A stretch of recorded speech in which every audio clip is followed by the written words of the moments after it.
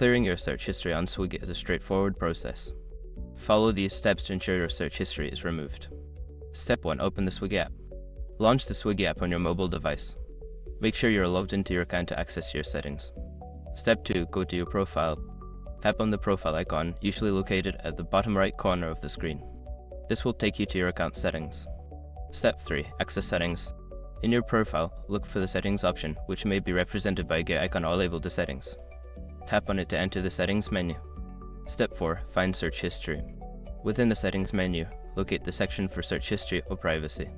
This is where you can manage your search history preferences. Step 5. Clear search history. Select the option to clear or delete your search history. Confirm your choice if prompted, and your search history will be removed from the app. By following these steps, you can easily clear your search history on Swiggy. Regularly managing your search history can help maintain your privacy and enhance your user experience.